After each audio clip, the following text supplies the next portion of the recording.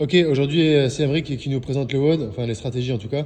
Comme il a déjà fait le WOD et puis comme c'est un spécialiste un peu des HSPU strict, Lol. il va pouvoir vous expliquer un petit peu son ressenti comme il l'a déjà fait. Ok. Bon, déjà, il faut bien se rendre compte que tout va dépendre de votre max au snatch. Bon, c'est un peu évident ce que je dis, mais un peu plus précisément de votre power snatch. Euh, Je te montre le tableau. Ouais, on va regarder le tableau. Clairement, les 2 premiers tours, si vous êtes un compétiteur, ça va passer relativement facilement.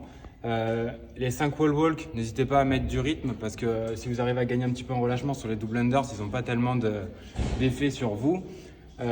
Les 15 snatch, moi j'ai décidé de partir sur une grosse série pour me faire avancer dans la série de 15, de me redescendre un petit peu le cardio en faisant 2-3 singles et de refinir la série de 15 en faisant 4-5 touch and go. Je pense que c'est la meilleure option. J'ai vu que sur la vidéo, Mal O'Brien, elle a fait un peu la même, des touch and go, des singles pour se refaire redescendre. Après, on démarre sur le deuxième truc de wall walk. Pareil, le wall walk, mettez du rythme, comme ça musculairement, vous n'êtes pas beaucoup de temps en tension sur les épaules. Tac, tac, tac, je fais mon wall walk vite, je redescends, je relâche, je repars. 50 double unders, encore une fois, essayez de les faire le plus relâché possible, les épaules en bas, bam, bam, bam, bam, bam. Pas besoin de les faire trop vite, par contre, essayez de respirer, essayez de relâcher les épaules. Les 12 snatch à 60, c'est là que va dépendre un petit peu votre max au power snatch, va décider un petit peu du pace que vous allez mettre sur les snatchs et également de votre stratégie. Clairement, si votre but c'est d'arriver dans la fenêtre d'après, il ne faut pas traîner là-dessus. Vous pacez vos 12 snatchs, un snatch toutes les 5-6 secondes. Si vous avez un power snatch entre 75 et 80, ça passe largement. Mika, pendant le WOD, il m'a dit fais le dernier en squat snatch. Ça, c'est pareil, c'est une stratégie en espérant pouvoir passer un snatch à 83. Si le but c'est de faire des temps, vous ne faites pas de squat snatch, vous faites tout en power snatch jusqu'au bout. Si vous êtes limite en power, et bien là, moi c'est la stratégie que j'ai abordée où je savais que j'allais jusqu'au 83. Si vous allez être juste ici et que vous êtes donc à l'aise en plus en squat snatch, il va falloir pacer différemment qu'en power. Déjà, partez du principe que vous avez les épaules qui vont un petit peu se refermer avec les wall walk.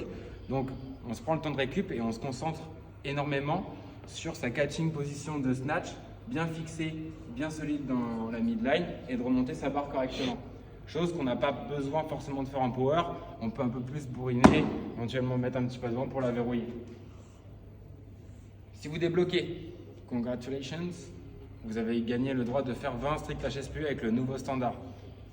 En vrai, on va pas se le cacher, le nouveau standard il est plus dur.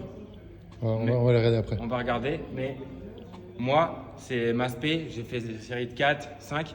Je me suis juste fait avoir sur une chose, c'est que sur la position classique de HSPU, je recrute bien mes pecs en essayant de faire une cambrure. À chaque fois, je me replace bien. Là, c'est pas trop possible de le faire parce que vous êtes beaucoup plus vertical par rapport au mur.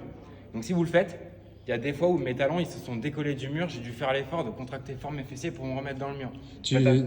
Juste pour info, t'as à peu près combien d'habitude en strict HSPU en max? Max, j'ai 35, je crois. Ok. 35. Donc là, tu es obligé de les faire quand même par 4, Ouais, 5. je les ai fait par Ok. 4-5. Après, je peux faire une première série de 8-9, je pense. Mais en vrai, ça me met dedans pour le reste. Je pensais à mes snatchs à 83, quoi. Ok. Euh, Donc d'habitude, tu mets tes mains à peu près comment? alors, il y a deux, C'est intéressant quand même il y a pour deux que les gens, options. Pour moi, il y a deux options sur ce standard d'HSPU. Soit vous misez sur le fait d'avoir les mains plus larges, mais plus près du mur en mettant votre pouce sur le scotch. Soit vous misez sur le fait d'avoir les mains plus loin, mais plus serrées en mettant l'index.